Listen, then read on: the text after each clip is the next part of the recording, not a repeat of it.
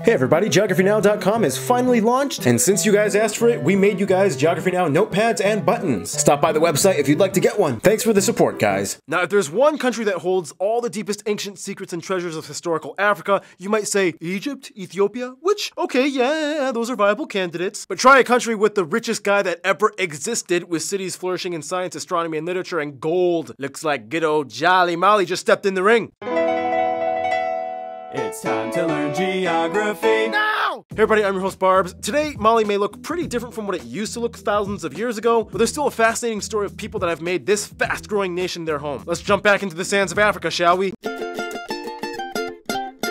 The name Mali originally is derived from the Mandinka word for hippopotamus, but later it came to mean the place where the king lives. Either way, there's like a connotation of strength behind it. First of all, Mali is landlocked, located in Western Africa, bordered by 8 other countries, straddling the prime meridian near the city of Goa, which means if you visit, you can stand in 2 different hemispheres at once. They also have no specific singular northernmost or easternmost points, as the borders are straight lines. The country is made up of 10 regions, and the capital Bamako, which administers itself as its own district entity. Mali is kind of split into 2 separate parts: the fertile sub-Saharan southwest, where about 90% of the population lives, and the arid Saharan northeast, which makes up about 65% of the country's landmass. The north is where the tension started between the communities, mostly ethnic Tuaregs, against the central Malian government, vying for secession into a whole new self-proclaimed independent area they call Azawad, led by the MNLA, or National Movement for the Liberation of Azawad. In 2012, fights broke out, and shortly the Malian government came in and regained control. The president visited the headquarters in Kidal to seek talks. However, today the push for autonomy and nationalism still kind of lives on. It's a tricky situation. I'm not going to sugarcoat it. Most travel agencies give at least some advisories against visiting these regions for now, due to the somewhat unstable political atmosphere. But I wanted to see Timbuktu! You can, just use your best discretion and be smart, that's all. After the capital, Bamako, the largest cities are Sisako and Mopti, and the country only has one main international airport, Bamako's Senu International. Technically, Gao also has an international airport, but it only services the Dutch Air Force and UN peacekeeping mission flights. Other regional airports like Timbuktu and Mopti are around, but with either suspended or limited service, which is sad because Timbuktu is like such a historic place of significance. We'll get into that later. Now, the country has a vast domain that extends all the way to the middle of the Sahara. However, there is only one trans-Saharan roadway that crosses into Algeria at the border of El Khali, which Algeria put a double wall barricade around on their side. Otherwise, the Timbuktu region has no highway that extends to the north, and virtually no people live there. However, some intrepid nomads and even tourists either take a car ride or camel caravan to what might be considered the most remote, isolated outpost in the world, Taoudeni, the famous historic salt mine that people have been excavating from for centuries. Now, we'll explain a little more later in the video on how Mali is very historically significant, not just in Africa, but in the entire world. And today you can see former remnants of its glory in certain areas. Some places of interest might include places like the National Museum in Bamako, the City Center Market, the Artisan Market, the Independence Monument, the Rose Dune, the Dandan Waterfalls, Fort de Medine, Bamako Grand Mosque, the National Zoo, pretty much anything in the fabled city of Timbuktu, the pottery venues of Ségou, cliff villages of Bandigara, the Emperor Askia tomb, and the entire country is famous for having multiple traditional style mud brick mosques and buildings. However, the one that most people know about would probably be the most iconic landmark of the country, the Great Mosque of Djenné. It is the largest mud brick building in the world, made in its complete form in 1907, refurbished every year after weather damage, and it's featured on the coat of arms, which we will discuss on Flag Friday. Stay tuned. Otherwise, the real powerhouse of Mali, though, would have to be the one amazing life source almost the entire population depends on, the Niger River. Which brings us to...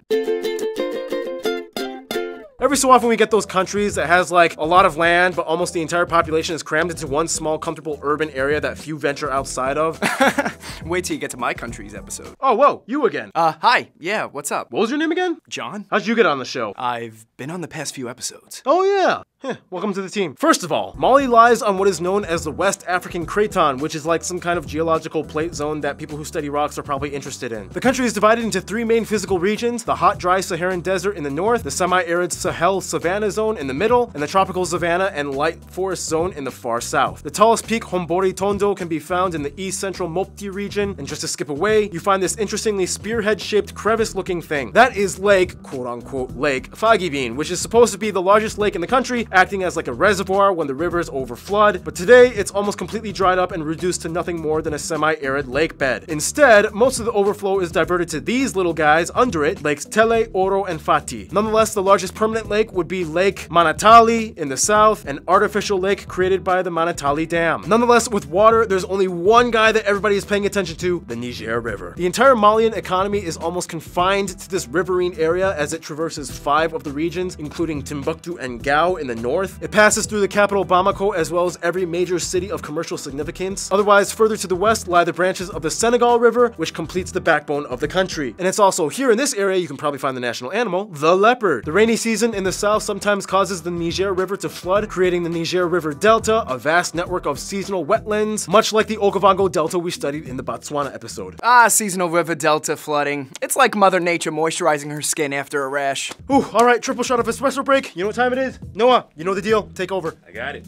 Despite the presence of water, only about 10% of the land is forested and only about 6% is arable, even though about 70% of the workforce is engaged in agriculture, making about 42% of the GDP. Nonetheless, crops are not the country's largest product, but rather gold and cotton, which make up about 80% of export earnings alone. Mali is Africa's 3rd largest gold producer, and the most profitable mines are found in the southeast Bambouk Mountains. Speaking of resources, food! In Mali, there are a lot of different regional cuisines that different people groups are known for, but some nationwide known dishes might include things like Malian-style jollof rice, jablani juice, meat in peanut sauce, Tuareg-style alabaja, okoye, saga saga, Malian tea, and poulet yassa. Yeah, poulet as in the French word for chicken, which tells you a little bit of the backstory for these people. Let's discuss more in...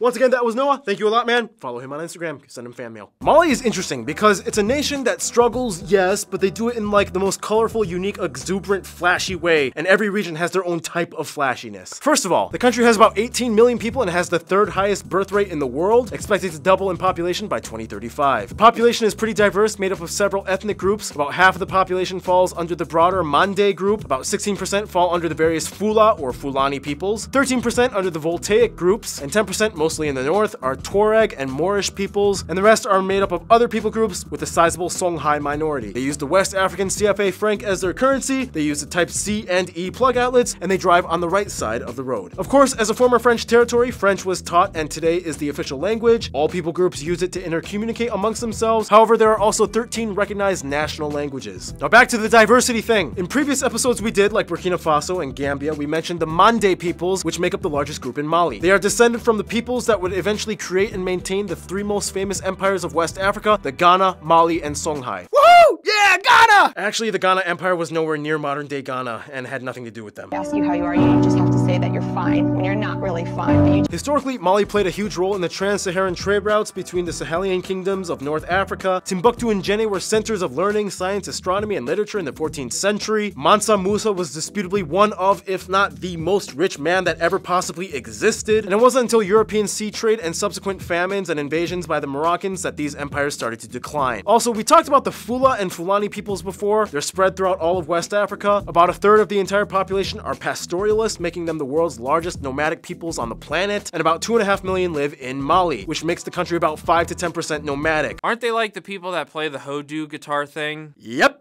That is like so dope. They are known for their women's hairstyles, woven hats, and colorful loose accessories and clothing. Then you have the southern groups like the Voltaic, Sanufo, and Bois peoples. Are those the people that play the balafone? That thing looks like a xylophone, you know what I'm talking about? Yep. So dope. As well as the famous Dogon peoples that have the world's longest religious ceremony, the Sigi festival that happens once every 60 years, and the event in itself can last years. They also have the Lake Antogo fish frenzy at the sacred lake once a year. Men jump in and catch as many fish as they can. Then we reach the northern peoples, mostly Tuareg, a people group related to the Berbers in northern Africa. They inhabit the vast Saharan landscape. These people have millennia of pre-Islamic history and traditions rooted in desert-adapted tribes and customs found nowhere else on Earth. Dude, are they the people that play the Imazad instrument thing? Wow, Keith, you're really on an instrument quest today. What can I say? It's like so dope, man. You know, guitars, instruments. Whew, there's a lot of other main people groups and tribes that we could have discussed, but these are the biggest biggest, most notable ones that probably hold the largest influence over the country. Otherwise, faith-wise, Mali is quite unique. There's a saying, Mali is 98% Muslim, 2% Christian, and 100% animist. Much like we studied in the recent Eswatini episode, the majority of Mali's population in the south somewhat adheres to a form of religious pluralism, in this case with Islam. Many claim to be Muslim, mostly in the Sufi order, but syncretize traditional animist practices as to retain connections to their pre-Islamic roots. This, of course, does not fly too well with the Sunni Tuaregs and other people groups in the north, which has been one of the leading factors in domestic conflict. I asked some of you guys, the Muslim geographers, to explain the difference between Sunni and Sufi Islam, and here are what I would say may be some of the most helpful responses I got for clarity. Mainstream Sunnis are from a main branch that focuses more on doctrine and the world affairs happening right now, whereas Sufism is usually from the Malikite branch that teaches a more mystical branch of Islam that focuses on the world after. It follows a direct approach to experience God through things like meditation, prayer, and sometimes even dance and music, depending on the region. One Saudi geographer told me that in the broadest stereotypical sense, Sufism is sometimes in certain places kind of seen as like hippie Islam. I don't know, what do you guys think? Would that be kind of like an accurate description? Anyway, for what it's worth, most southern Malian Muslims follow Sufism, whereas northern Malians have a more strict rebel-controlled Sharia implemented society that does not agree with the more moderate approach to their southern countrymen. And that in itself is a whole other story, which kind of means this is the time where we transition into the history montage section. We don't have a lot of time to explain, but in the quickest way I can put it, tribes and people groups inhabit the upper Niger River basin, the Empire of Mali becomes a dominant force, Mansa Musa makes his huge pilgrimage to Mecca, the decline of the Malian Empire, Moroccans defeat the Songhai, Timbuktu becomes the capital, huge famine in the 1800s, French occupation, it becomes French Sudan, independence, this guy becomes president, March Revolution, political system changes, Northern Mali conflict in 2012, things look good for a short while, but then another attack happens 3 years later, UN peacekeeping forces continue to send aid, the country slowly tries to accommodate the rapid population growth, and here we are today. Some notable people of Malian descent or born in Mali might include people like, of course, Mansa Musa, Ali Farka Touré, Oxmo Puccino, Salif Keita, Vieux Farka Touré, Ngoni Ba, Amadou Hampate Ba, Malik Sidibe, Sheikh Umar Sissoko, Rokia Traore, and Oumou Sangare. Alright, that being said, we have to move on. Let's discuss Mali's diplomacy now, shall we?